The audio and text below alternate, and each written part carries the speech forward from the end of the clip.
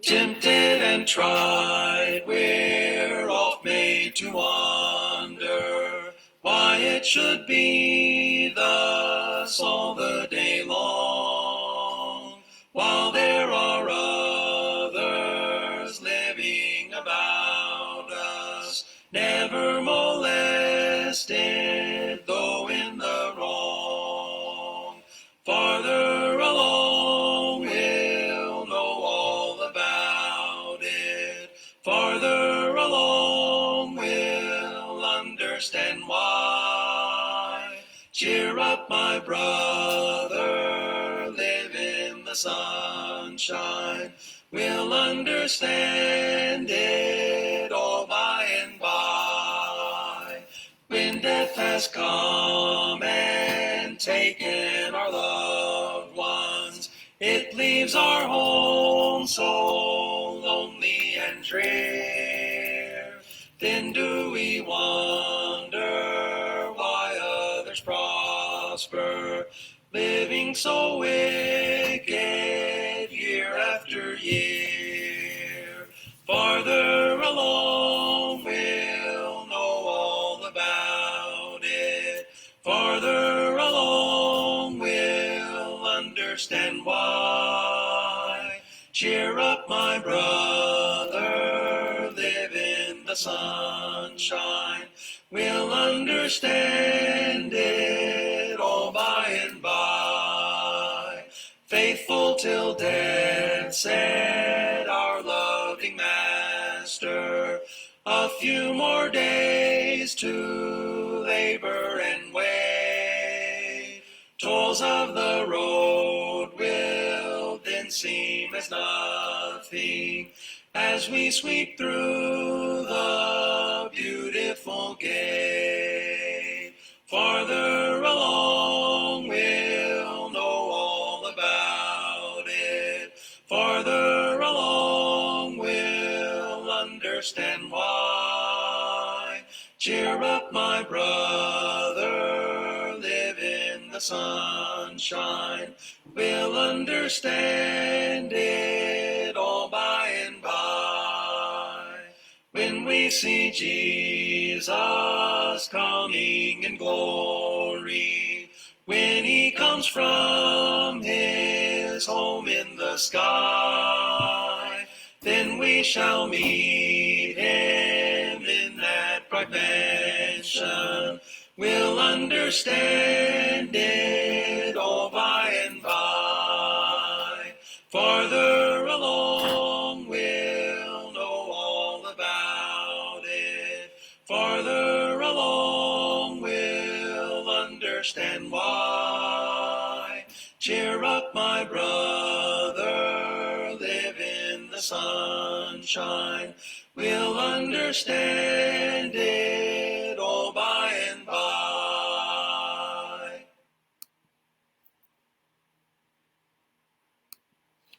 Magandang gabi po mga kapatid. Kasama po natin sa ating pag-aaral.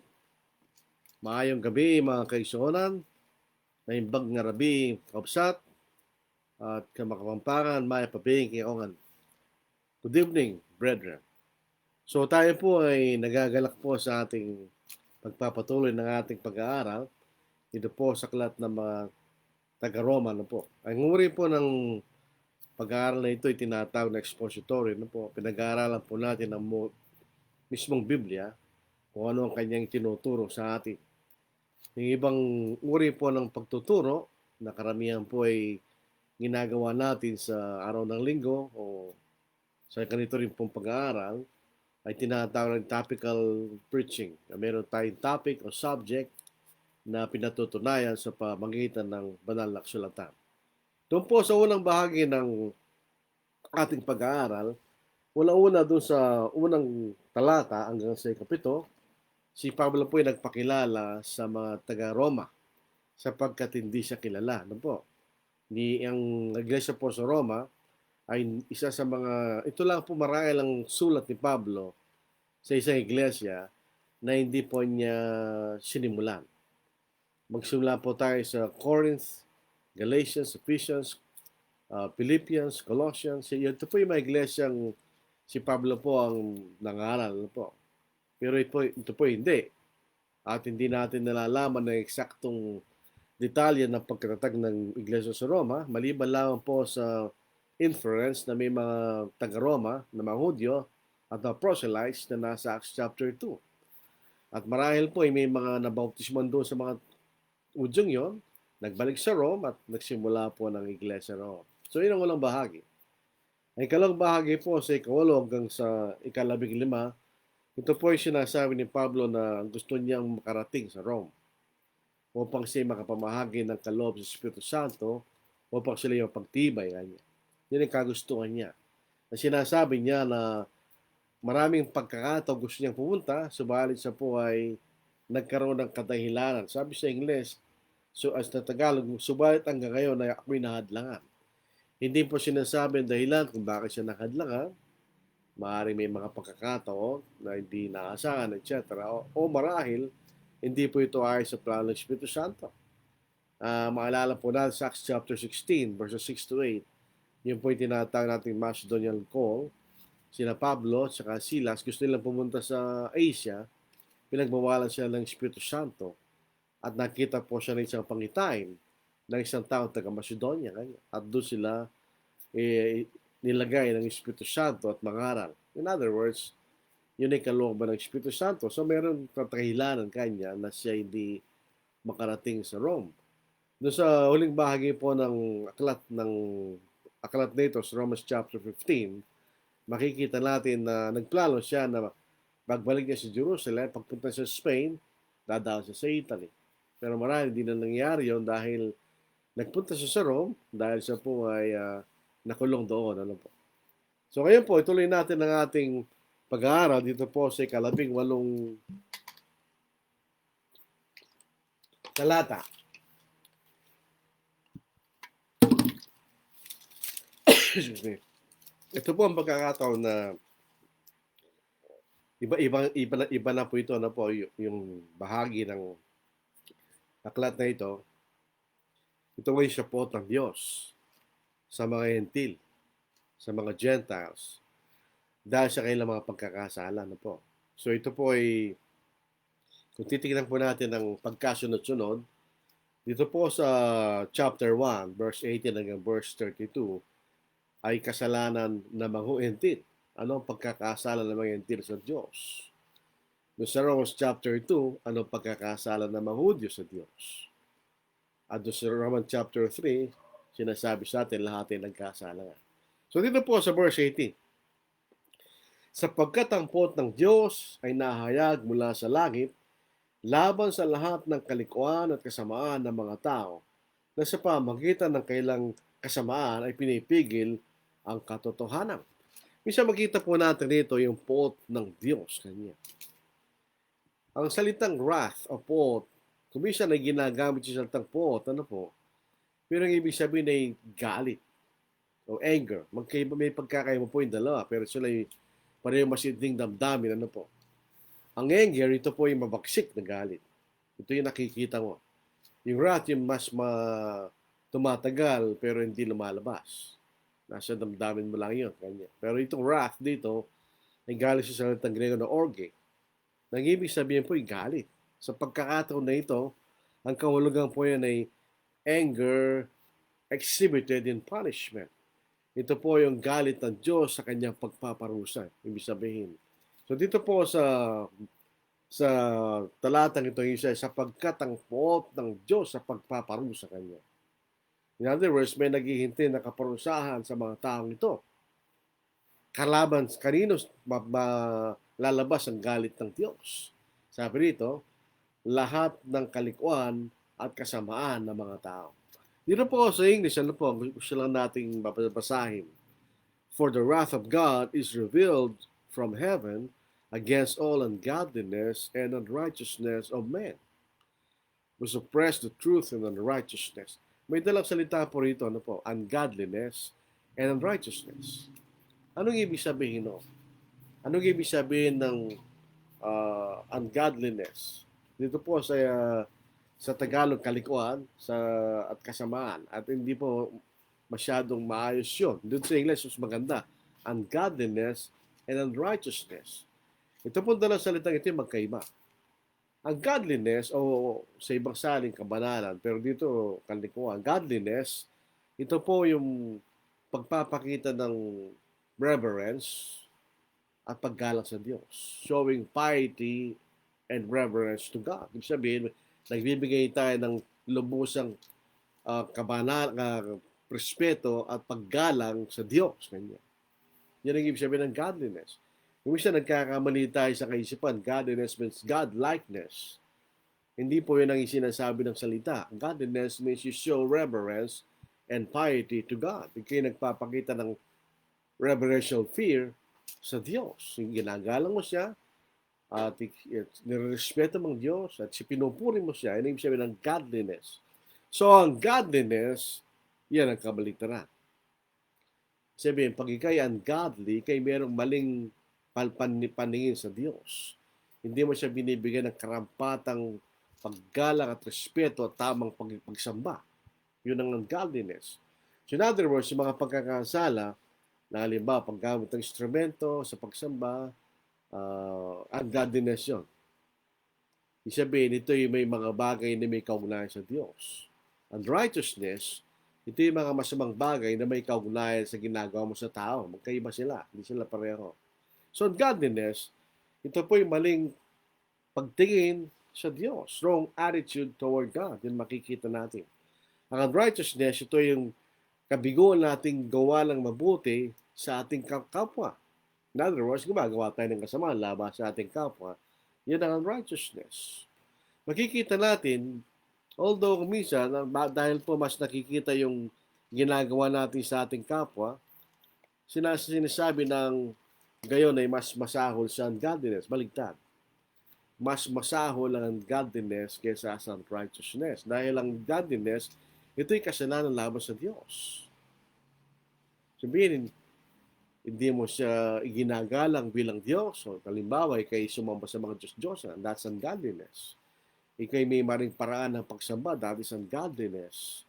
O kung minsan, makita natin, hindi natin nare-respeto ang salita ng Diyos. Ang salita ng Diyos ay galing sa Diyos.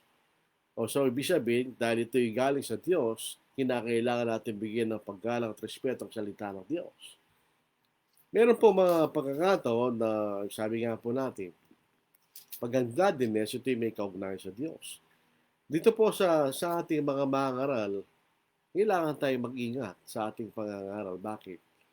Pagka tayo po'y careless, kung anong sinasabi ng Biblia sa ating pagtuturo, that's ungodliness.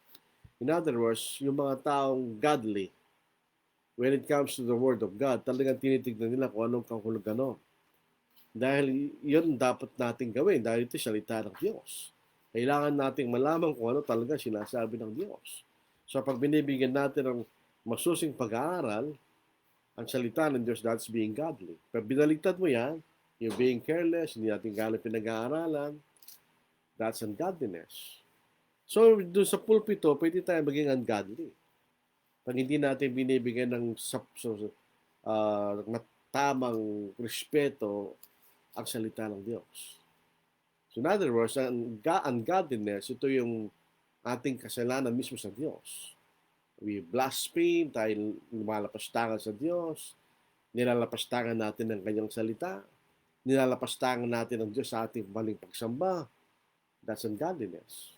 Unrighteousness, yun ang ating ginagawang masama laban sa ating kapwa. So, yan dalawa. Mapapasin po natin sa larangan po ng pananampalataya, po, palaging dalawa. Merong para sa Diyos at merong para sa tao. Halimbawa, balik tayo sa Ten Commandments. Yung ulang 4 o 5 kautusan ay sa Diyos. Huwag ka magkaroon ng Diyos maliban sa akin.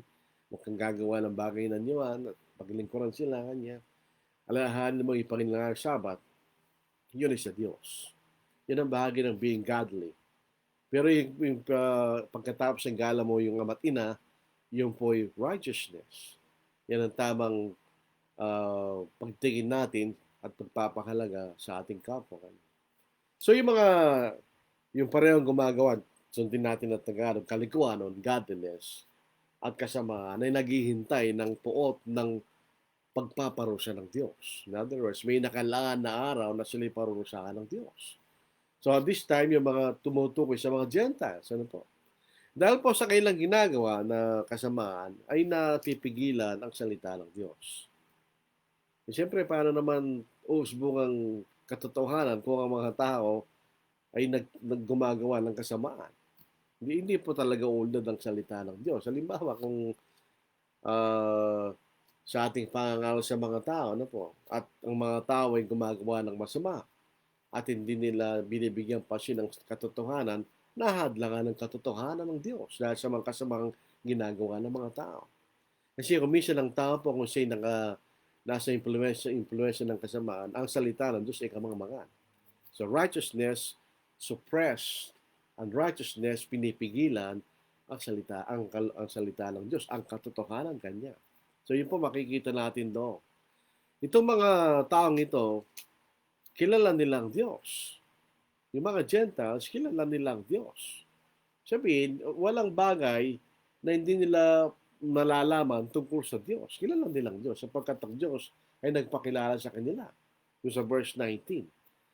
Pero hindi nila tinanggap ang Diyos sa kanyang pagka-Diyos.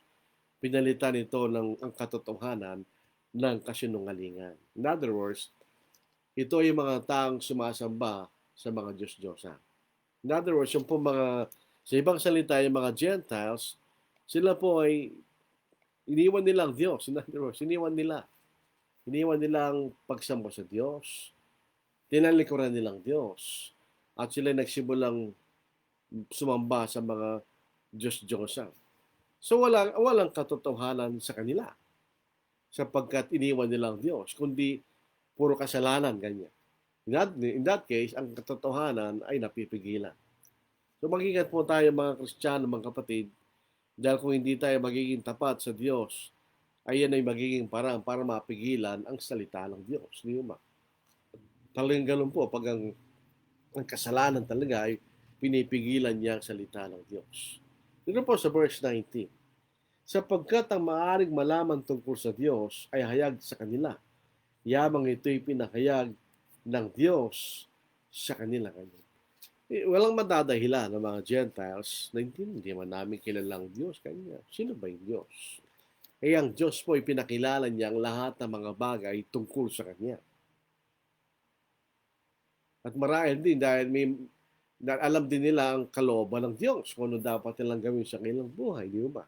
Yun ay pinakilala ng Diyos sa kanila. So wala silang madadahilan na hindi nila kilala ang Diyos sapagkat ang Diyos ay nagpakilala sa Kanya.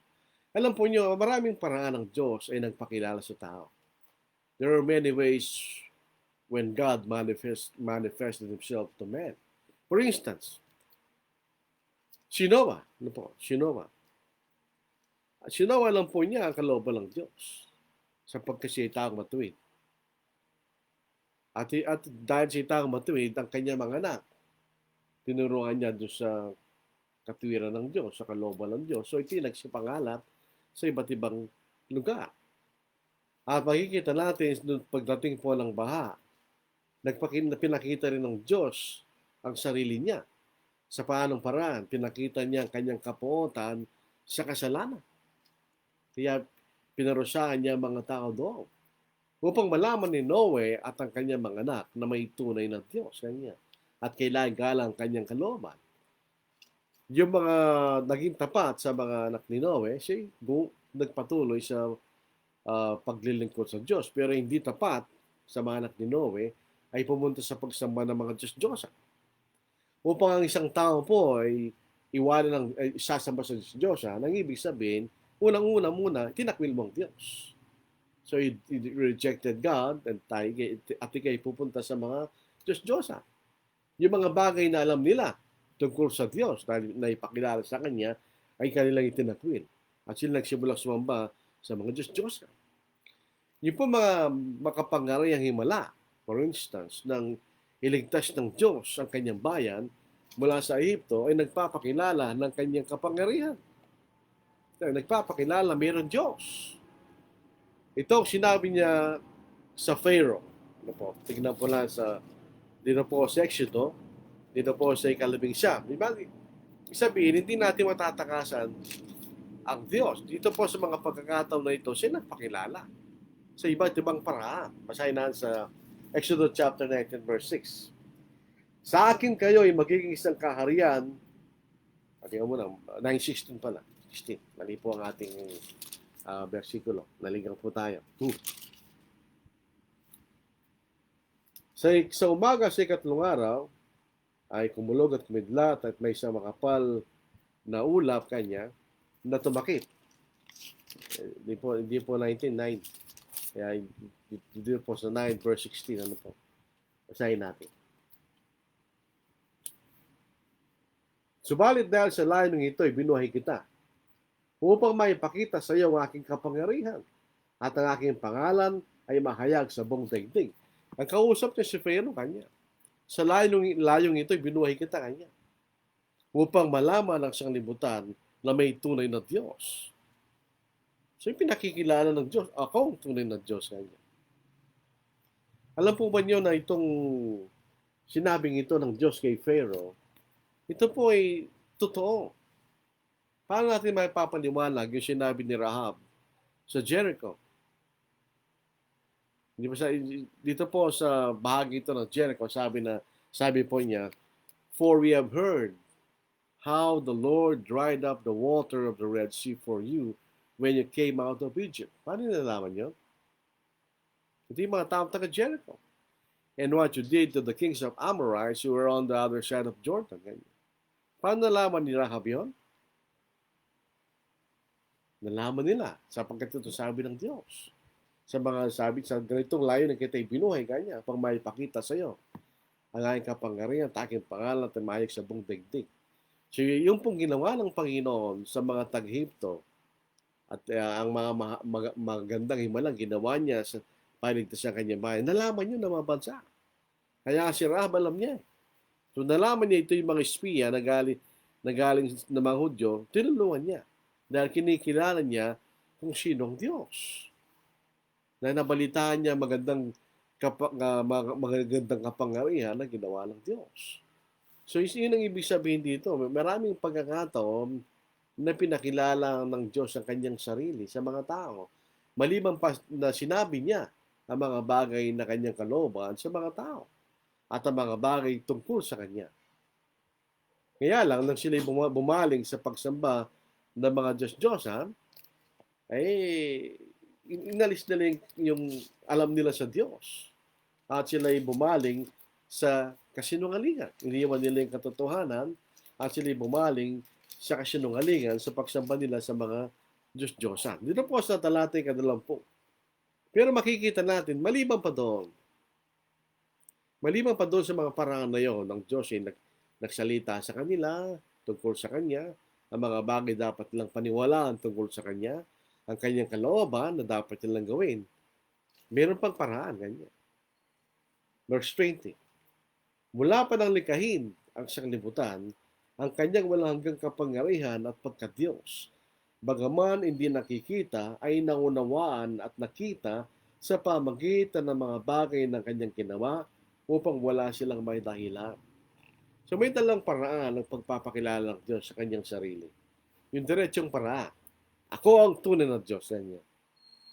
Ito ang aking kalooban. Alam po natin yun kasi pagpupunta tayo kay Abraham, halimbawa sa Genesis chapter 18, pinakilala po ng Diyos kay Abraham ang kanyang kalooban. At sabi niya, alam ko, kilala ko ito kanya. Ituturo niya sa kanyang mga anak. Tingnan po natin sa Genesis chapter 18 verse 19. Hindi sapagkat siya aking pinili upang kanyang tagubilinan ang kanyang mga anak at sambahayan pagkamatay niya, na maingatan ang daan ng Panginoon sa pamagitan ng paggawa ng kabanalan at kahatulan upang maibigay ng Panginoon kay Abraham ang pinangako niya sa kanya. So, yun ang transfer ng kalooban ng Diyos mula sa magulang papunta sa anak. Yan tinatawag nating panahon ng mga magulang. So, alam nila ang kalooban ng Diyos. So, pero makikita natin sa verse 20, meron pang ibang paraan. Kaya nga, hindi ka makakatakas sa katotohanan na mayroong Diyos. Basahin natin. Mula pa ng likhain ng sanglibutan ng kanyang walang hanggang kapangyarihan at pagka-Diyos.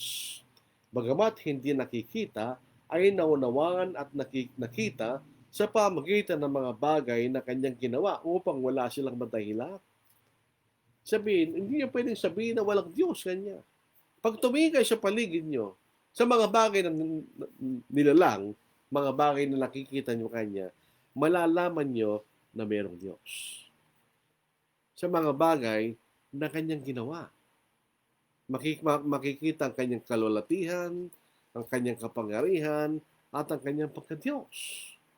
Kaya nga po yung sa Psalm chapter 14 verse 1 na sinasabing walang Diyos, iyon ay isang mangmang. Ang isang mangmang, hindi po tao walang alam. Ito ay isang tao na meron siyang dapat unawain o paniwalaan, pero hindi niya ginagawa.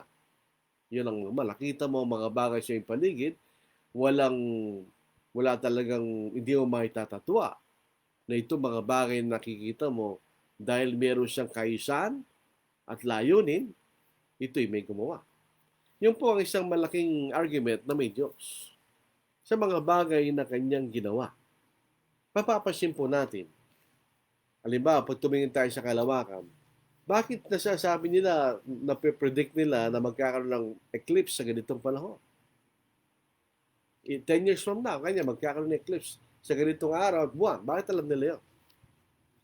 Dahil alam nila ang galaw, meron galaw ang araw at ang daigdig at ang buwan.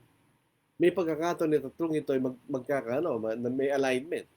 So ito yung araw, andito yung buwan, andito yung lupa, so yun ang solar eclipse. May pagkakataon na mangyayari yun pag kinumpute niya yung paggalaw ng mundo at ng buwan. Yung araw pala, hindi gumagalaw, stationary lang yun. Paano naman yun? May design, may order. May planeta, bakit palaging ganun ang orbit nila, hindi nagbabago. There's design, there's order. Ang magpapakita sa atin, yan may gumawa. Bakit ang araw, palaging sa silangan lilitaw, palaging sa kanluran lulubog?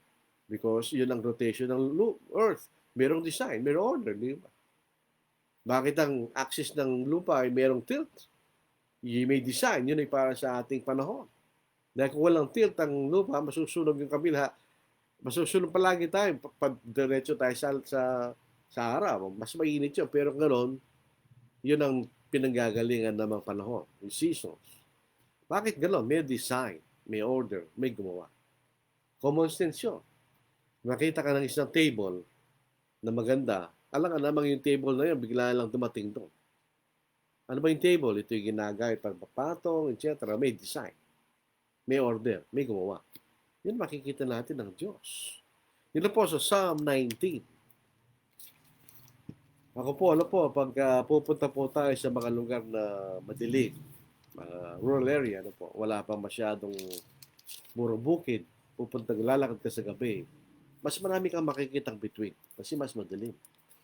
Dito po sa tinitiran po namin, dahil maliwalag dito, dyan lamang yung airport, andun sa tabi namin ng Exitex na maraming ilaw, mga bahay may mga ilaw, may mga ilaw sa daan, hindi mo gano'n nakikita yung mga between. Pero sa isang madilim na gabi, at tumingin ka sa langit, makikita mga between. Anong pinakikilala sa atin? Tignan natin sa Psalm 19 verses 1 to 4. Nagpapahayag ng kalulatihan ng Diyos ang kalangitan. At ang magawa ng kanyang kamay ay niyahayag ng kalawakan. Sa araw-araw ay nagsasalita at sa gabi-gabi nagpapahayag ng kaalaman. Walang pananalita o mga salita man, ang kailang tinig ay hindi narinig, ngunit lumalaganap sa buong lupa ang kailang tinig, at ang kailang mga salita ay hanggang sa dulo ng daigdig. Anong ibig sabihin, no? Ito nga niyang mga nakikita natin sa taas, kanya. Ito ay nagsasalita at nagpapahayag ng kaalaman ng Diyos. Ito ang Diyos, ang makapangyarihang Diyos ang gawa nito. Yun ang sinasabi nila. Hindi nga sila walang tinig pero pag tumingin ka, may Diyos nga kamo. Araw at gabi, gabi-gabi, araw-araw nakikita mo sila. nagpapakita ng may gumawa ka. Pagka, noong po 1999, ano po, tama po, 1999, first time ko sumakay ng aeroplano po. Air Philippines pa yun. Papunta kami Cagayan de Oro. Tumingin ako sa baba, dagat. Doon ko nakita ang gano'ng kaganda yung dagat mula sa taas. May gumawa. Lalo pang tumingkad ang aking paniniwala. Ako'y naniniwala na may Diyos. Pero tumingin ako sa dagat, tunay na may Diyos. Dahil sa kagandahan ng dagat na nakita ko. Hindi pwedeng dumating lang bigla yung dagat na yun na walang gumawa. So ito ang isang bagay na walang madahilan ng tao. Sa kanyang mga ginawa, makikita mo kanyang kapangyarihan. Paano niya ginawa yun? Paano niya nilagay yung mga bituin sa taas na hindi mo mabilang? Yung kanyang kapangyarihan. Ganun ang kapangyarihan ng Diyos. At yan ang kanyang pagka-Diyos. Anong klaseng Diyos siya? Sa Diyos ng kaayusan. Dahil makikita mo may kaayusan. Hindi sa Diyos ng pinanggagalingan ng kalituhan o confusion. Sa Diyos ng kapayapaan dahil makikita mong ginawa niya. Sa Diyos na makapangyarihan. Nakikita natin yan sa kanyang mga ginawa. So, walang pwede sabihin ng mga tao, hindi ako naniniwala sa Diyos kanya. Hindi ka pwede, kung ikaw ay tapat sa iyong sarili, sasabihin mo Diyos sa mga bagay na nakikita mo sa nakikita sa paligid. Paano mo dumating yung mga yan? At tingin mo lang ang sarili mo. Kung gaano kaayos at perfect ang ating katawan, sino gumawa niya? May gumawa. Iyan ang Diyos. Sa verse 21. So, nagpahayag ang Diyos sa kanila at nakikita sa pamagitan ng mga bagay na nilalang na may Diyos. Ano lang yan sa kanila? Sapagkat kahit kilala nilang Diyos eh. Tingnan niyo si Rahab, hindi manood yun. Pero kilala niyang Diyos. Sapagkat kahit kilala nilang Diyos, siya'y hindi nila nilalahati bilang Diyos. They did not glorify God as God. Yan na makikita natin. Hindi pinasalamatan man. Bakit kailangan pasalamatan? Yun lang buhay mo, dapat pasalamatan. Ito'y galing sa Diyos. Pero hindi niya pinasalamatan. Ganyan. Alam mo, paano pa doon? Kundi naging walang kabuluhan sa kanilang mga pangangatwiran at ang mga puso nilang mangmang, ang kailang puso nilang walang katuturan ay nagdilim. Ganyan. Dito po sa verse 21, because although they knew God, they did not glorify Him as God, nor were thankful, but became futile in their thoughts, and their foolish hearts were darkened. Ganyan. So, katanungan po, paano tayo nagbibigay ng lulhati sa Diyos? How do we glorify God? Paano natin binibigay yung karapat-karapatang paglulahati sa Kanya? Kailangan nating kilalanin na siya ang ating lumala. Kailangan nating paniwala na siya nagpapanatili sa buong sanglibutan na ito. At siya ang nararapat lamang namumuno, rightful ruler sa lahat ng mga bagay. Iyan pong katagang Lord of Hosts sa Old Testament, yun ang ibig sabihin. No? Siya ang karampatang namumuno sa lahat ng mga bagay. Baka siya'y lumalang. Siya nagpapanatili kanya. Kaya nga po pag tayo nagpupuri, sinasabi natin yun. Kinikilala natin siya Diyos na makapangyarihan sa lahat. Kinikilala natin siya Diyos na malalahati. Doon ay isang paraan ng ating paglalahati sa Diyos. At pangalawa, kapag tayo po'y sincero na inahalap natin na tayo sumunod sa kanyang kalooban. When we seek earnestly to obey His will. Yan ang paraan na binibigyan natin ng karampatang paglulahati ang Diyos. Sapagkat He deserves all the glory. Di ba? Taas siya ang ating lumalang. Siya nagpapanatili sa lahat ng mga bagay. At siya lang talagang rightful ruler sa lahat ng mga bagay. So yan ang paraan na we glorify God. Ang isang halimbawa po niya ang ating Panginoon. Paano niya nilalahating kanyang Ama? Pinakilala niya ang kanyang Ama. Sino siya? Tunay na Diyos kanya.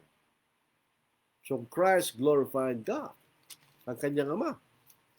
Upang makilala kanila na ikaw ang isang tunay na Diyos sa Kanya. At ang iyong sinugo, ang iyong anak na si Yesu Kristo Kanya. Ginulati siya ng Diyos. So, sumunod sa kalooban ng kanyang Ama. He glorified God. Pinakita niya yun. So, sinabi niya kung ano ang Diyos sa mga tao. Dahil sa Old Testament, wala tayong makikita ng Ama, wala tayong makikita ng Anak. Pinakilala niya aking Ama, ang tunay na Diyos Kanya. At sumunod siya sa kanyang kalooban. Kaya nga nung ginawa ng Panginoon yun, sinuklihan siya ng Diyos. Nilulahati rin niya ang ating Panginoon. Binigyan niya ng pangalan sa lahat ng pangalan. Upang ang lahat ng tuhod sa langit, sa lupa, sa ilalim ng lupa, ay lumuhod sa kanya. Christ glorified God the Father glorified Christ. So Hebrews chapter 1 verse 8, kaya na ang lulukan mo ang Diyos. So ito yung mutual glorification. Ano po? Pero tandaan po natin, we cannot glorify God with our own inventions. Gagawa tayo sarili nating kaparaanan na hindi sinabi ng Diyos. Gaano man kaganda at katagumpay na parang nakikita natin na ito yung maganda at matagumpay, hindi natin siya nilalahati. Binibigay lang natin ng lulahati ng Diyos sa paggawa ng mga bagay na kalooban niya. That's the only way we glorify God. Kaya nga po yung mga denominations, although they think they glorify God, pero kung gumagawa sila ng sarili nilang kalooban, they do not glorify God. They glorify themselves. Sapagkat sila gumawa ng mga bagay na kailang ginagawa at di ang Diyos. Kung susunod tayo sa ginagawa ng Diyos, we recognize na yung totoo. Then we glorify God. Yung mga Gentiles, nireject nilang Diyos. Kasi kilala nila eh. Pero dahil nireject nila yung katotohanan, ano matitira? Ang kailang sariling pangangatwiran. False reasonings. False righteousness. Lahat ng may ito'y kamang-mga dahil di totoo. Di ba ba? Bumalik po tayo sa idea ng mga Diyos-Diyos. Kung tiniwan mo ang tunay na Diyos, pumunta ka sa Diyos-Diyos. That's lie. That's a lie. Hindi mga Diyos yun eh. Kaya nga po sa nakaraan nating pag-asa ay share, inuulit-ulit ng Diyos yun. Kaya ba nila kanyang gawin ang aking ginawa? Kaya ba nila sabihin kung ano nangyari sa nakaraan? Kaya ba nilang sabihin kung ano mangyari sa panginaharap? At sisipin natin meron ba silang sinabi sa nakaraan na nangyari kanya? Bakit sinasabi ng Diyos yun? Para mapatunayan niya na sila ang Diyos. Ito yung mga Diyos-Diyosan. Ito yung mga kasinungalingan, siyang totoo. Nung pinalitan nila, iniwan nilang Diyos, at sumamba sila sa mga Diyos-Diyosan, ano klaseng pangangatwiran yun? Kasinungalingan. Dahil hindi naman totoong Diyos yung mga yun. So ito sinasabi ni Pablo rito, kahit talapang gawin yung pangangatwiran to justify yung kailang ginawa na pagsamba sa mga Diyos-Diyosan, it's all foolishness. Dahil yung mga Diyos-Diyosan na yon ay hindi tunay na Diyos. Nung iniwan nila yung katotohanan, ano natira? Kadiliman. Kung iniwan nila yung katwiran, ano natira? Kawalan ng katwiran. So ano naging nangyari sa kanila?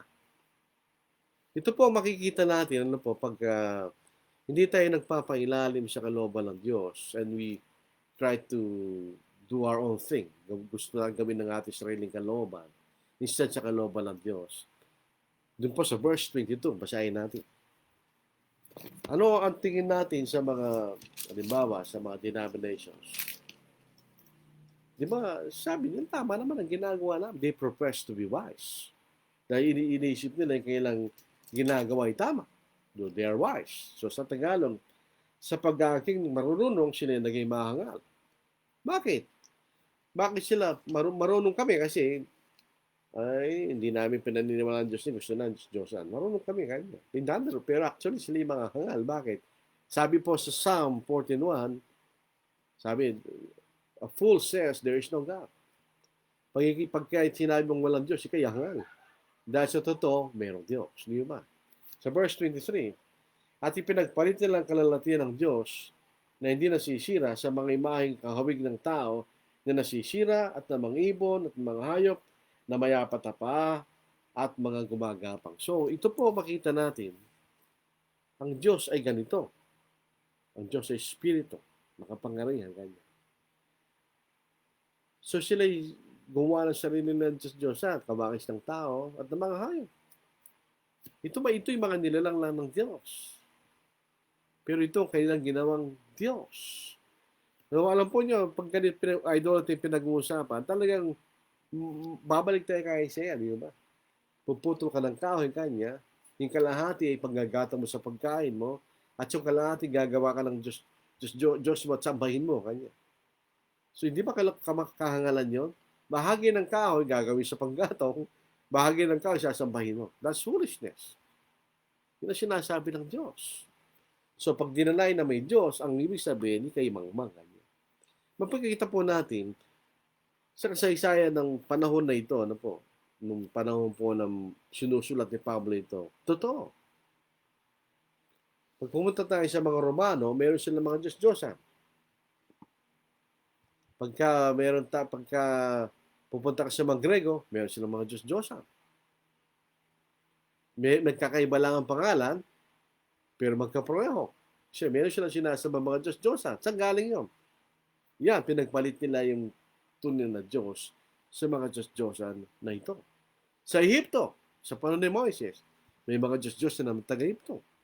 Actually, yung mga plagues na ginawa ng Diyos ay mga bagay na sinasamba nila. Ang pinatutunayan ng Diyos, tingnan niyo sinasamba niyo kanya. Saan ang kapangyarihan nila?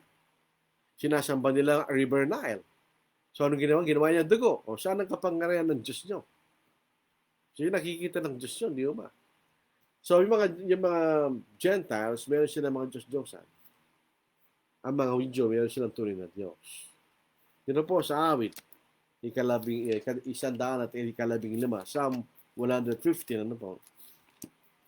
Ito po ang ating babasahin. Dito po ay yung mga Gentiles, tinatanong nila sa mga, saan ang Diyos nyo? Wala kami nakikitang Diyos nyo ah. Wala ba kayong Diyos? Saan ang Diyos nyo? Ganyan. Ang sagot ng mga Hudyo, huwag sa amin, O Panginoon, huwag sa amin. Kundi sa iyong pangalan, ibigay ang karangalan. Dahil sa iyong tapat na pag-ibig at dahil sa iyong katapatan. Bakit sasabihin ng mga bansa, Gentiles, sa ibang salin, nasaan ngayon ang kanilang Diyos? Ang aming Diyos ay nasa mga langit, kanyang ginagawa ang anumang kanyang kagustuhan. Iyon ang tunay na Diyos. Paano yung mga Diyos nila? Ang kanilang mga Diyos ay pilak at ginto. Gawa naman kamay ng mga tao, sila'y may mga bibig, ngunit hindi nagsasalita. Sila'y may mga tainga, ngunit hindi sila nakakarinig. May mga ilong, ngunit hindi sila nakakaamoy. Mayroon sila mga kamay, ngunit hindi sila nakakadama. May mga paa, hindi nakakalakad. Ano yun? Foolishness. Sasabahin mo ang isang bagay na walang kapangyarihan. At itatakwil mo ang tunay na Diyos na may kapangyarihan. So, sila'y naging mga mangma. Ang kailang kaisipan ay nagdilim. Ay nawala sa kailang ang tama, yung katotohanan, nawala yung kaisipan ng tama. So, ang natira ay kamalian kanya. Dito po sa verse 24, ito po ay typical na sinasabi ng Diyos sa mga taong hindi sumusunod sa Diyos. Kaya dahil dito, dahil sa mga pagnanasa ng kanilang mga puso, ay inayaan sila ng Diyos sa karumihan upang lapastanganin ng kanilang mga katawan sa kanilang sarili. Sapagkat pinalitan nila ang kasinungalingan, ang katotohanan ng Diyos at sila'y sumamba at naglingkod sa nilalang sa halip sa lumalang na siyang pinupuri magpakailanman. Amen. Dahil dito iniwan sila ng Diyos sa mga mahalay na pagnanasa, ipinagpalit ng kailang mga babae ang likas na pakikipagtalik sa dilikas, at gayon din naman ang mga lalaki, nang iwan ang likas na pakikipagtalik sa mga babae, ay nagalab ang kailang pagnanasa sa isa't isa, gawa ng kahalayan ng mga lalaki sa kapwa lalaki, at tumanggap sa kailang sarili ng kaparusahan sa kailang pagkakamali.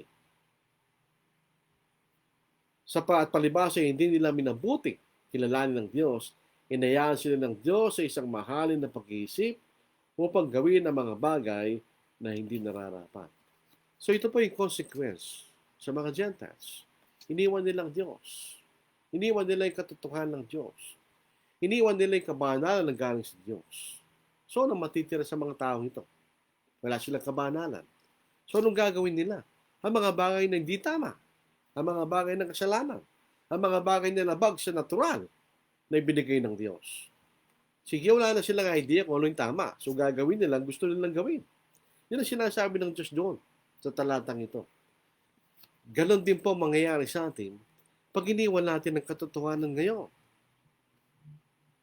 Iniwan natin ang kaisa ng pattern ng Diyos. Ano mangyayari sa atin? Walan tayo ng pattern. Wala na tayong kaisa sa pagsamba. Wala na tayong kaisa sa moralidad. Iniwan mo yung katotohanan na nagsasabi sa atin kung anong tama na dapat natin gawin, kung anong tama na paglilikod natin sa Diyos. Ganyan din ang nangyari sa kanila.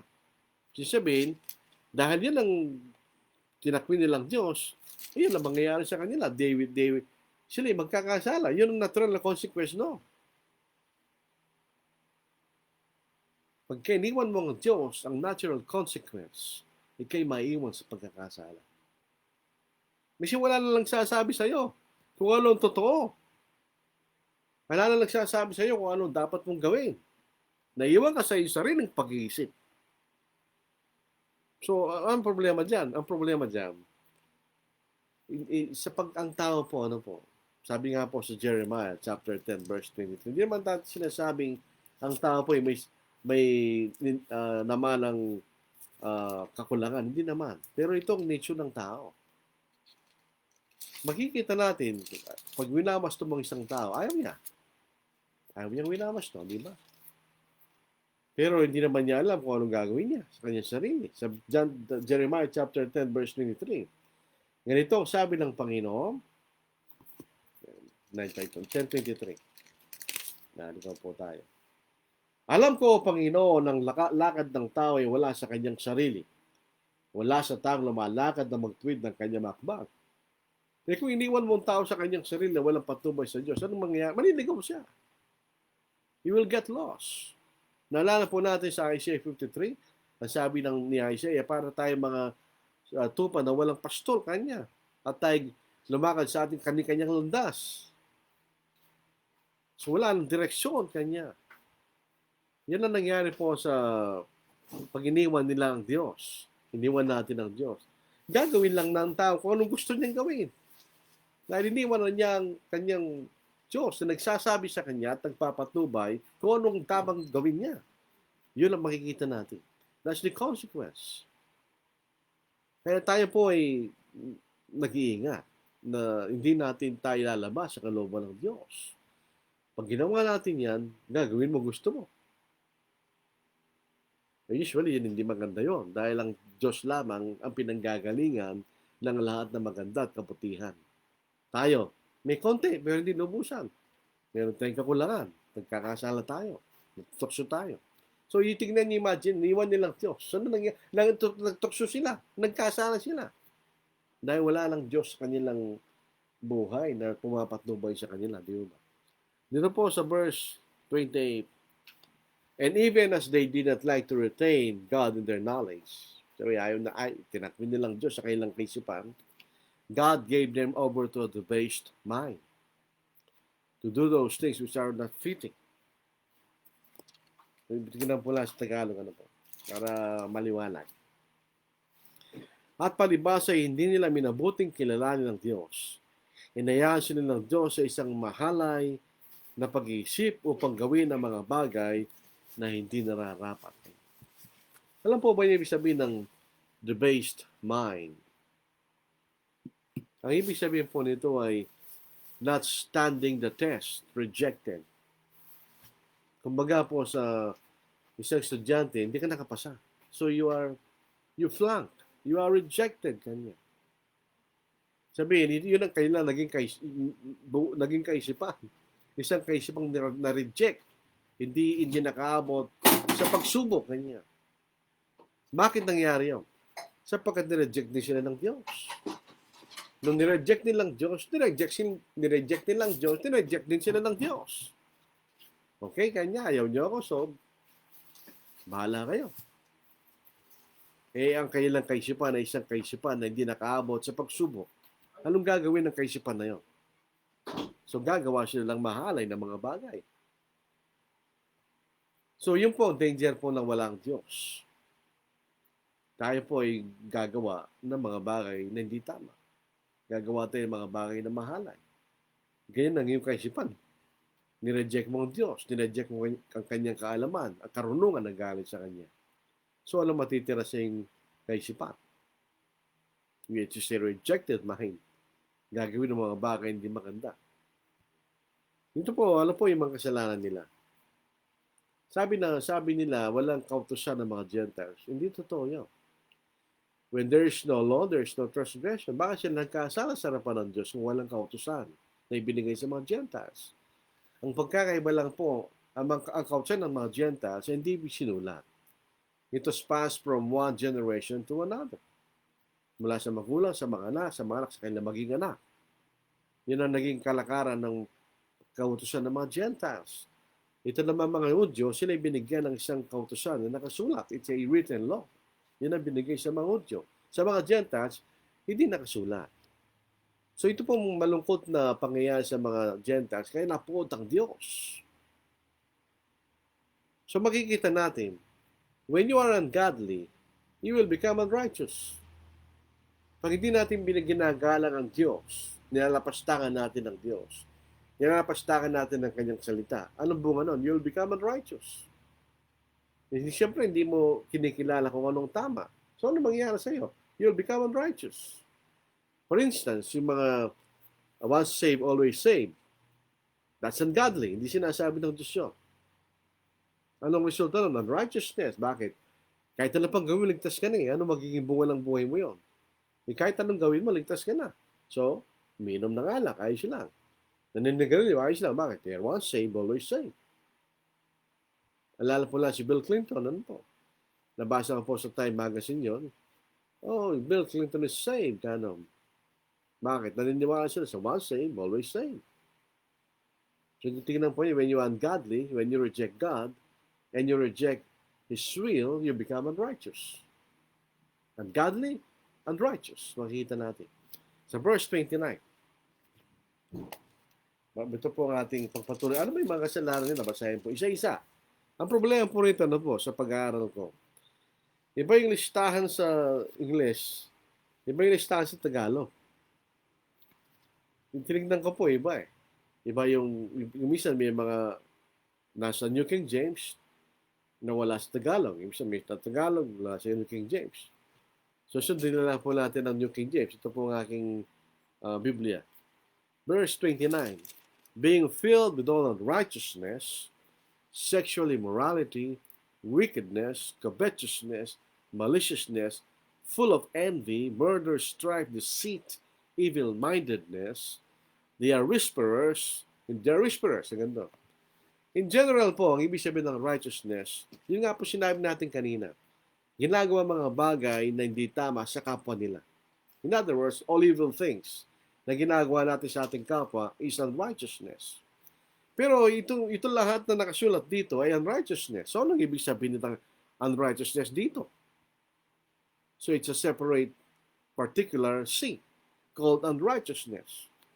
So, sa pagkakataon na ito, hindi ito nangangahulugan ng in general evil na ginagawa ng tao sa kanyang kapwa, kundi injustice.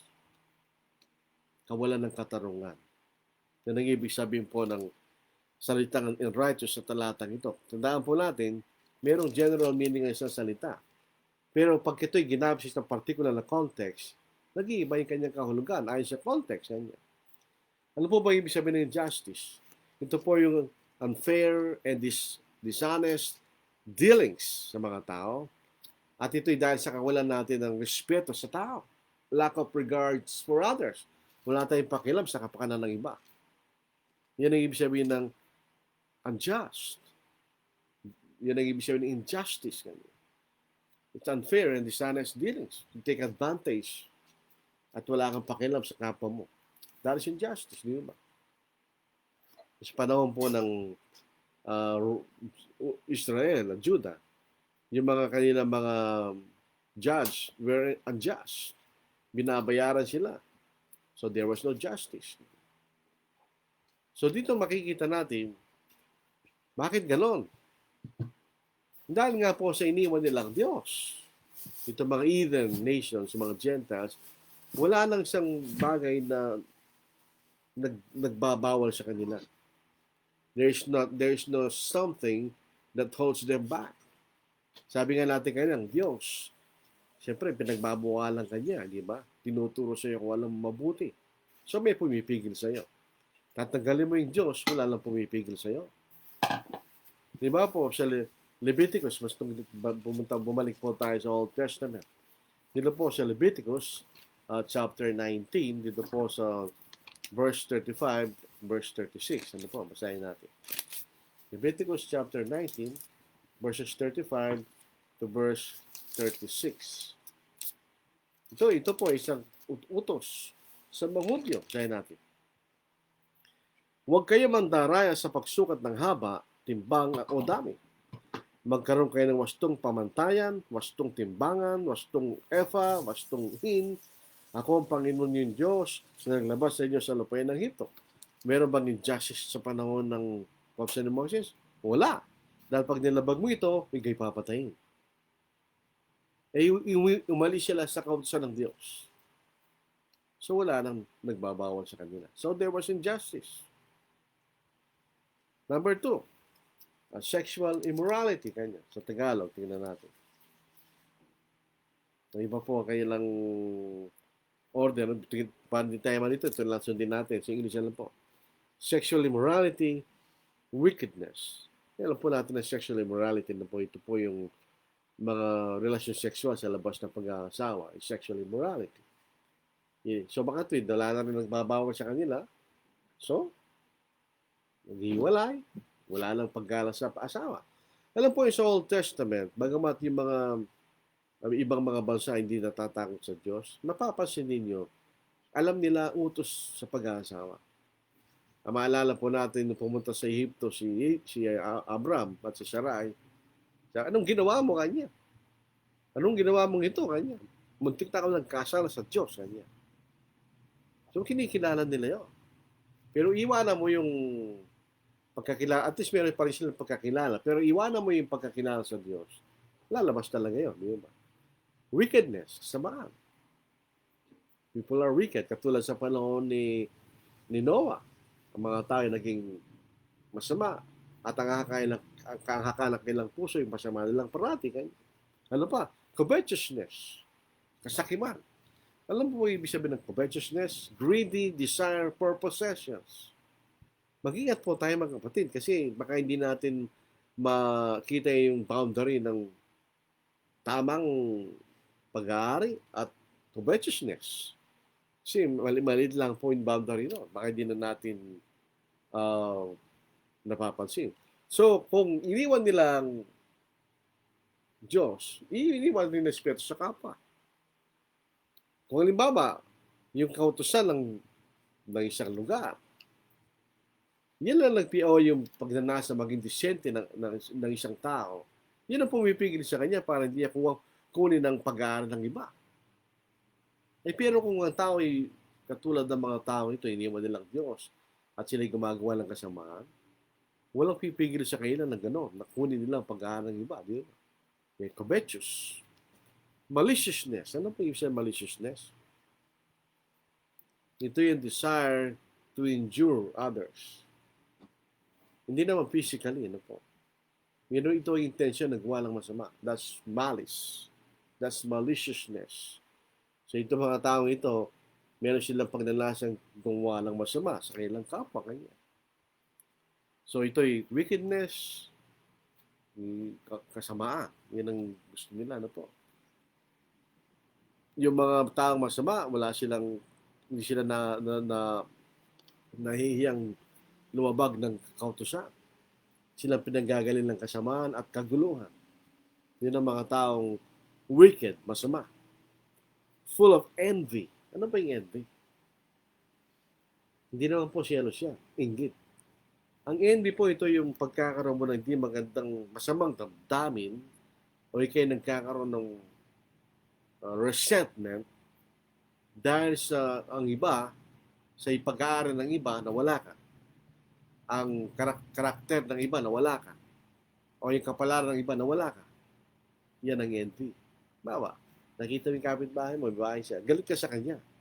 Dahil wala ka ng bahay na yun. That's envy. Kung nakita mo isang tao mas magaling sa'yo, galit ka. That's envy. O kaya, sinuwerte yung tao, ano po? Nag-ano siya, nagsumikap, sinuwerte siya sa buhay. Galit ka sa kanya. Bakit? You're envy. You're envious. You have envy. Yan ang envy. So, ang envy po ay hindi damdamin sa kapwa. Yung jealous, tao sa tao yun eh. Ang envy, ito sa mga damdamin ng tao dahil sa mga bagay na wala siya. At yung iba'y meron. At nagagalit siya. Kaya yung ibig sabihin, yan ang inggit. Ano po? Tapos, murder. Sa kasalukuyang panahon ng murder, ang ibig sabihin, premeditated murder, yung pinagplanong pumatay. Pero dito po hindi. Lahat ng uri ng pagpatay.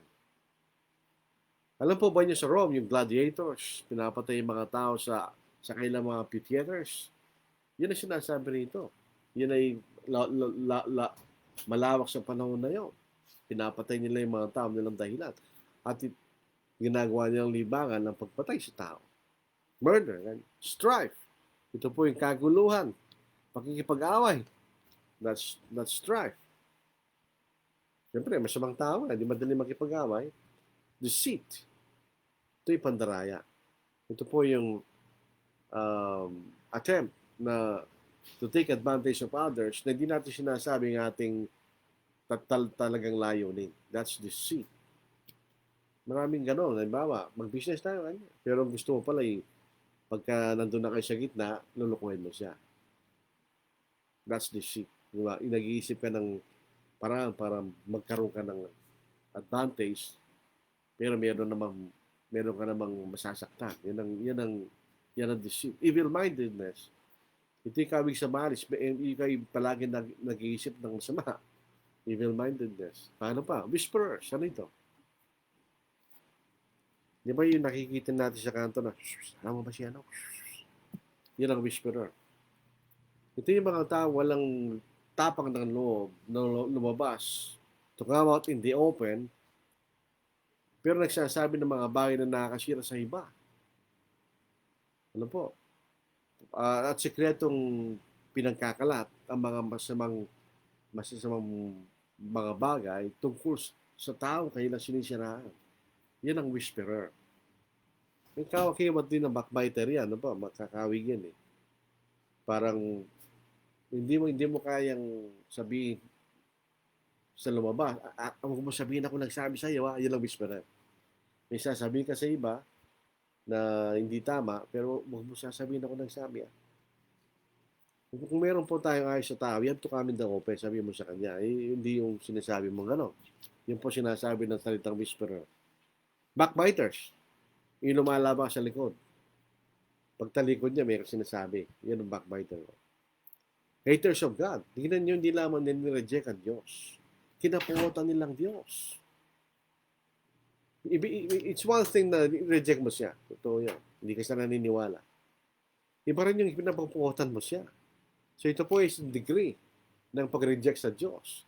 Hindi lang reject mo, kinapupuotan pa. Sabi na, proud. Yung alam mo yung sabihin ng proud, mga kapatid. Yung proud na arrogant, mayabang, na malaki yung tingin sa sarili. At kasalanan din yan. Ganun po yung mga entil sa panahon na yun. Marami rin ganun yan. Boasters. Ano yung mayabang? Ano yung boaster? Ang boaster, ito yung nagsasabing, alam mo, ako'y matalino, pero hindi siya matalino. An empty pretender.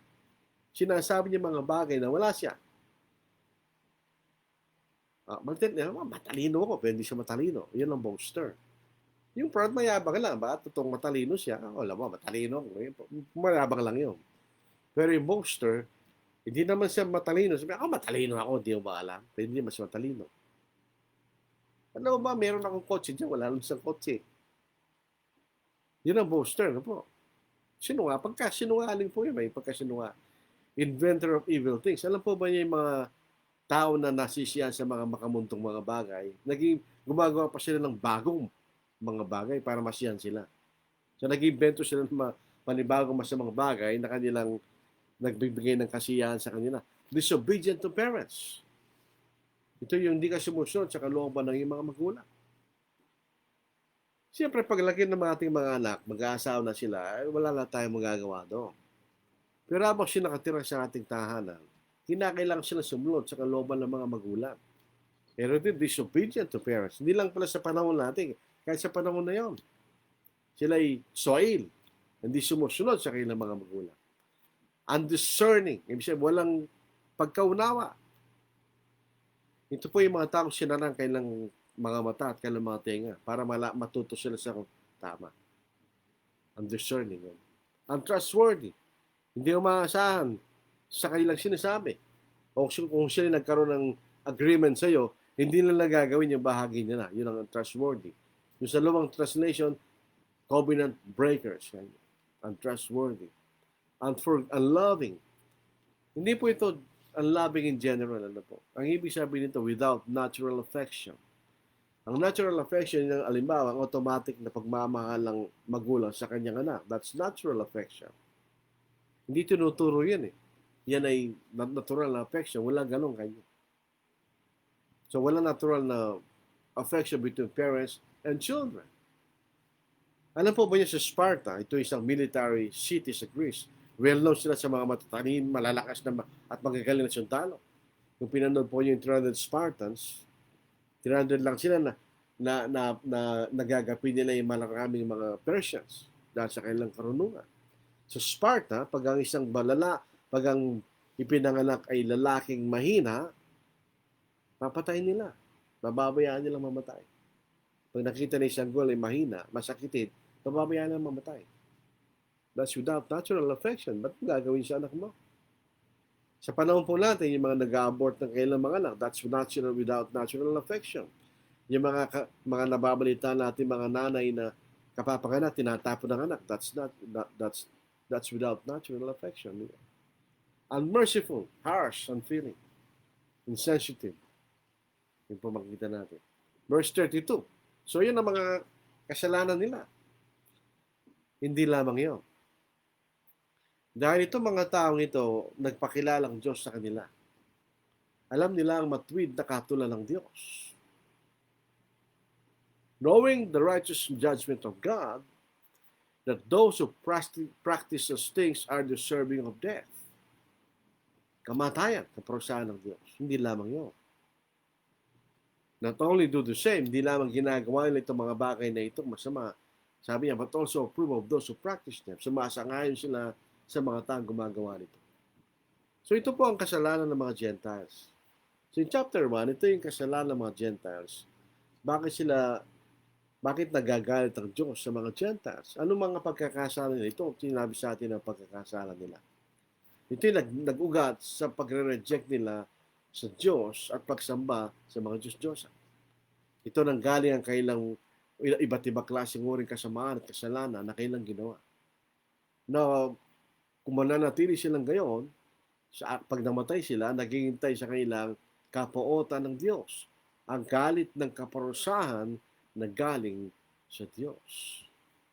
So ito po, maganda po ito mga kapatid, kung ating tutunghayan, meron siyang development. Meron siyang chapter 1, Gentiles, chapter Jews, chapter 3, nagkasala. So anong solusyon?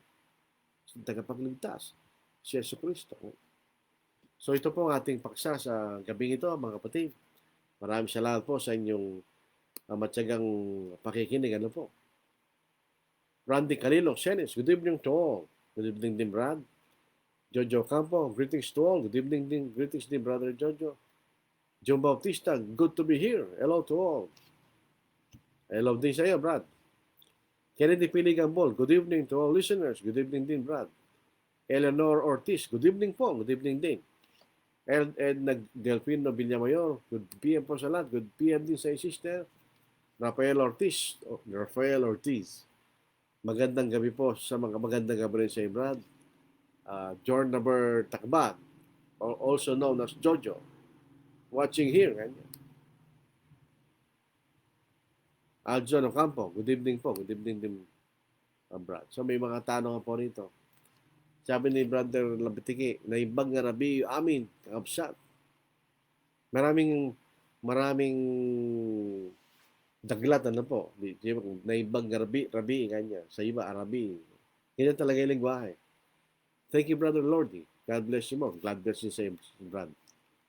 Melinda D. Socialis, good evening po, Brother Lordy. Sa mga kapatid, good evening din. Nakaligtaan ko. June Bautista, kapag masyado na pala tayo naging matigas ang ulo, ay binibigay na tayo doon sa kahalayan. Ibig sabihin na ito, tinakwil na sila. May kinalaman ba ito sa 2 Corinthians 13:5? Yung 2 Corinthians 13:5, yun ay sa mga Kristiyano.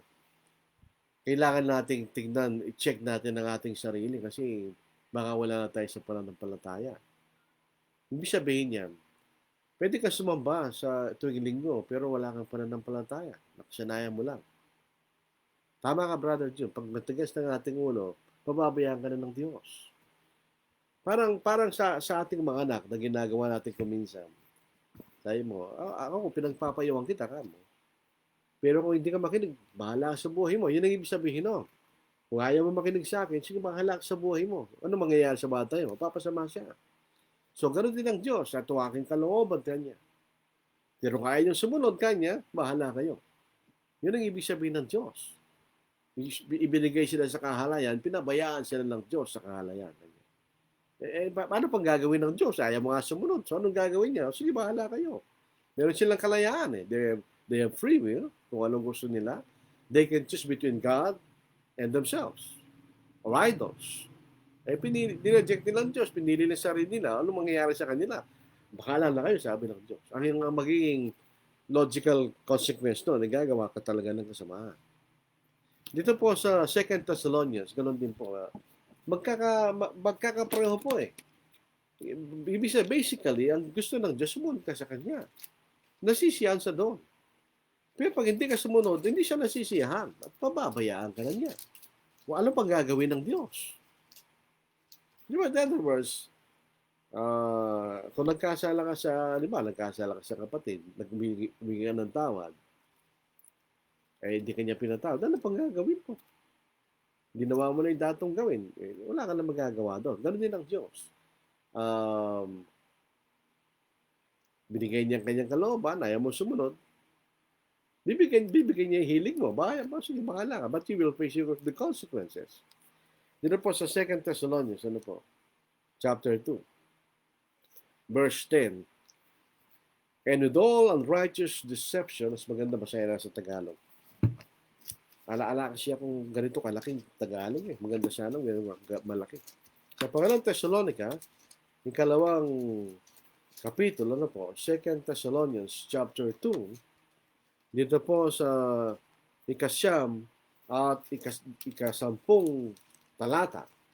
Alam po, nangako ko sa isang kapatid na hindi ko nagagamitin sa salitang bersikulo, kaya ako nagiging tapat sa pangako ko yun. Talata lang, hindi ko ginagamit yung bersikulo.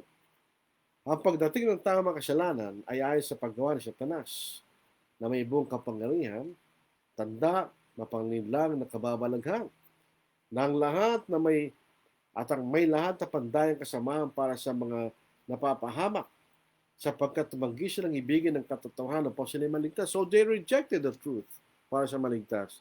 So pababayaan sila ng Diyos. Dahil ito ay pinadala sila ng Diyos na makapangyarihang pagkalinlang upang maniwala sila sa kasinungaling. Ang ibig lang sabihin, pinabayaan na sila ng Diyos. Pinabayaan na sila sa kanilang pagkalinlang. Wala naman siya pinadalang espiritu, literal, hindi. Pinabayaan na sila ng Diyos sa kanilang sariling pagkalinlang. So kung Kristiyano tayo, at i-reject natin ng katotohanan, ganoon din ang mangyayari sa atin. Mahuhulog tayo sa pagkakasala. Eventually, alis tayo sa church. Siyempre, ganda na gayon. Pero ito ang importansya na tayo sumusunod sa Diyos. At importansya tayo magpakumbaba at sundin natin kung anong kalooban niya. At magbigay tayo ng respeto at paggalang at pag-aralan natin mabuti ang kanyang salita upang malaman natin kung ano talagang kalooban niya at gawin natin. Di ba?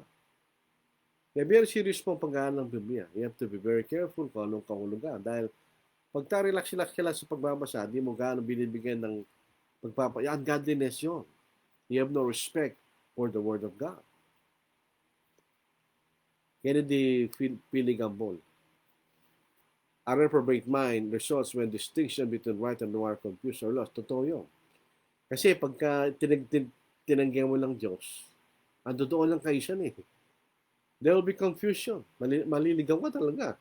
Gagawin mo ng mga bagay hindi tama. Di ba nakita natin yung prodigal son? Let's set the example of the prodigal son. Ayaw niya ipatnubay ng kanyang ama. Ano nangyari sa kanya? Hindi na pariwara siya. Niubos niya pera sa walang kwentang bagay. And later on, na-realize niya, nagkamali siya at bumalik sa kanyang ama. That's a reprobate mind. Si Brother Randy na po. Sa verse 32, nang gumagawa ng kasamaan ay karapat-dapat sa kamatayan. Verse 26-27, ang mga homosexual sa harapan ng Diyos ay karumal-dumal. Bakit sa panahon natin, kahit gumagawa sila ng kahalayan, lalo na yung mga transgender, hindi sila pinapatay na literal. Hindi na ginagawa ng Diyos yun kasi nag-iwan ng Diyos na isang araw ng kanyang pagpaparusa. Doon sa Old Testament siguro, the Old Testament, gayon ang kaparusahan, tingnan niyo sa ilan mo kausa ni Moises, pag nagkasala, kayo papatayin. Pero sa panahon natin ngayon, hindi na ginagawa ng Diyos yun. Meron siyang araw na inilaan para sa paparusahan ng lahat ng gumagawa ng kasamaan. Kaya nga po ito yung argument against yung death penalty. Ano po? Just a case in point. Paano yung namatay na alam ang kasalanan? That happens. Nangyari po yun. Pero may araw na iwawasto ng Diyos yun. Yung judge na nagkamali ng paghatol, mapaparusahan siya ng Diyos. Dahil siya gumawa ng injustice laban sa kanyang kapwa, parusahan siya ng Diyos. So ngayon, dumadami nga po yan, pero tandaan po natin, hindi kalooban ng Diyos yan. Lalaki babae lang ginawa ng Diyos. Hindi naman po natin sila kinapopotan dahil ganun sila na po. Kinapopotan natin sila dun sa kanilang ginagawa na hindi dapat. Kasi pag kinapopotan mo yung ganoon, hindi mo aaralan ng Biblia, hindi sila maliligtas. Hindi natin sila kinapopotan. Ayaw natin ginagawa nila. Alam natin ito labag sa kalooban ng Diyos. So, ganyan ang kaparusahan. Mas matindi yun. Dahil yun ay wala hanggang kaparusahan sa impyerno. Yun ang paparusahan ngayon sa panahon natin ngayon. Alala po banta ng mga kapatid? Kung meron po kayong follow-up, okay naman po kung meron kayong follow-up. So, sabi ko nga po sa aking post kanina sa Facebook, marami po mga kapatid na nangangaral sa online. Nauso na ngayon yan. Dahil nga, number one, wala naman tayong ginagawa. Nalilimitahan ng ating face-to-face activities dahil nga po sa COVID.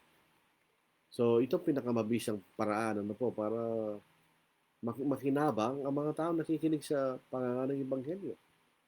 Hindi naman natin alam ang bunga niya. Sabi nga, you will sow and let God give the increase. Sabihin, bahala ang kapangyarihan ng Diyos sa pamagitan ng salita ang gawa ng karagdagan. Yun po ibig sabihin, no? Let God give the increase. Mabayaan natin yung salita ng Diyos ang magbigay ng karagdagan. In other words, kung ang tao po ay talagang sincere, ang salita ng Diyos ay magiging mabisa sa kanya siya maliligtas. Pero kung isang tao ay ayaw maniwala, alang kapangyarihan ang salita niya, walang karagdagan. So, ganun po makikita natin. Ang salita ng Diyos ay nagbibigay ang kapangyarihan ng Diyos. Kung maniniwala yung tao, malilipas siya. Pero kung tinakwin niya, yun ang mangyayari sa kanya. Kung tinakwin natin ang salita ng Diyos, we are left on our own. Wala kang guide. Ano mangyayari sa iyo? Maliligaw ka. Ikaw ay mapapahama. So, tingnan yung pagkakawig ng, kaya po ang Diyos ay Ama, siya isang magulang. Katulad lang siya ng ordinaryong magulang. Pinapatubayan niya kanyang mga anak upang hindi sila mapariwara.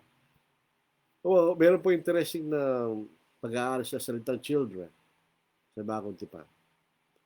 Kung siya ginagamit ang Son of God, kung isang children of God, pag ang pinag-uusapan ay pagsunod sa Diyos, ang ginagamit ay children.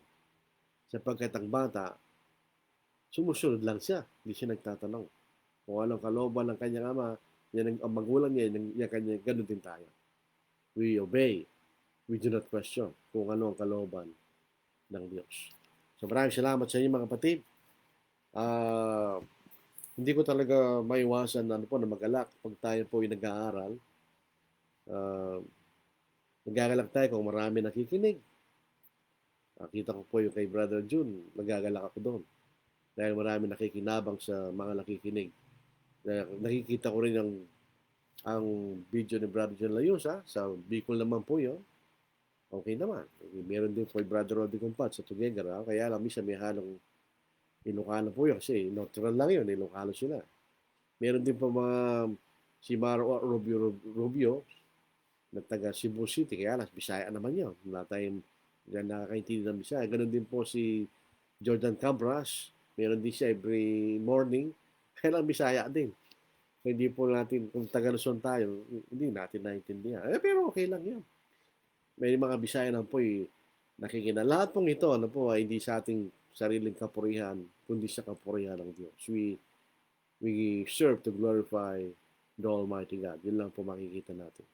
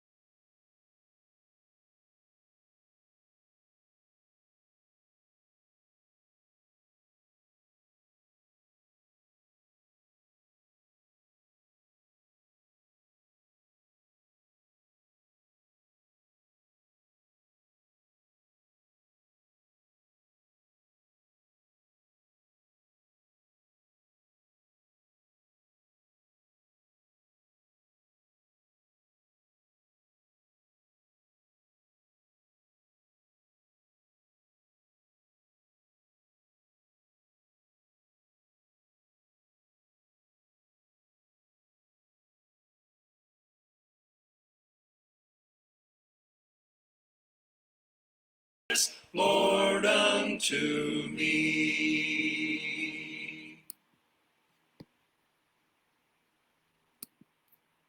Maraming salamat din mga kapatid. Si Brother Randy Calilong sabi, salamat kapatid sa pag-aaral. Maraming salamat din sa inyo mga kapatid dahil sa inyong matyagang pakikinig. Ito po ay nagpapatibay rin sa mga katulad namin na tulad Brother June na nagtuturo nakakapagpapatibay kung at least alam po namin na may mga kapatid o mga kaibigan na nakikinig. Ano po. Sabagay, sabi ni Apostle Paul, makara ka sa kapanahon, di kapanahon, ha? Okay din po yun. Ang ating ginagawa ay sa paglilingkod sa Diyos. Sabi ko nga, kalalatihan ay sa Diyos lamang. Tayo po'y manalangin. Ang banal kayo po ay palagi nagpapasalamat sa lahat ng buting bagay na inyong binibigay po sa amin. Kahit po sa mga bagay na nangyari sa amin na hindi namin nagugustuhan, kapigatihan, kahirapan, sakit, sapagkat ito rin po ay nagtuturo po sa amin kung kami mga Kristiyano na ang mundong ito ay hindi aming tunay na tahanan, kundi ang tahanang iyon sa amin sa langit o Diyos. Ama, sana po kaming iyong mga anak ay magkaroon ng tunay na pagmamalasakit sa isa't isa at hindi lamang po ang aming mga sariling kapakanan ang aming isipin. Kung nawa, Ama, na kami magsalita ng mga hindi katotohanan sa isa't isa, yamang inabad na namin ang aming dating pagkatao at kami nilalang ayon sa larawan, yang lumalang sa amin, ikaw yun, O Diyos. Sama kami po ay magkaroon ng katulad mo sa aming mga espiritu sa larawan mo, O Diyos. Larawan ng kabutihan, katwiran, at kabanalan. Nilayo mo sa amin ng anumang masamang bagay, Ama, tukso ng kami magmataas, higit sa aming mga kapatid, kundi magkaroon po kami ng espiritu ng kapakumabaan. Alisin po na sa aming mga puso ang espiritu ng kapangutan, kundi ang espiritu ng kapakumabaan.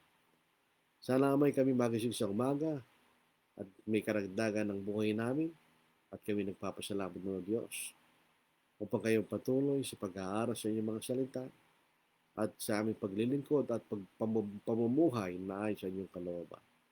Nawa kami namakad na nararapat ay sa pagkatawag sa amin ng Diyos. Ang pagkatawag na ipagkatawag ng kaligtasan at ang kaligtasan sa bandang huli ng pagdating ng aming Panginoon ay ang walang hanggang buhay sa langit na makasama ka, Ama, ang aming Panginoon, ang Espiritu Santo at lahat ng mga tapat na kapatid magpakailanman. Ito po ay aming idinadalangin sa pangalan ng Kristo. Amen. Bukas na lang po. Excited po tayong magpatuloy po sa ating pag-aaral po sa salita ng Diyos. Maraming magandang gabi uli, mga kapatid. Tayo po ay mag-ingat dahil po nagpapatuloy pa rin ang COVID-19. Ano po? Sumunod po tayo sa mga pinag-uutos sa atin ng pamahalaan. Yun po ay para sa ating kapatihan. Stay safe.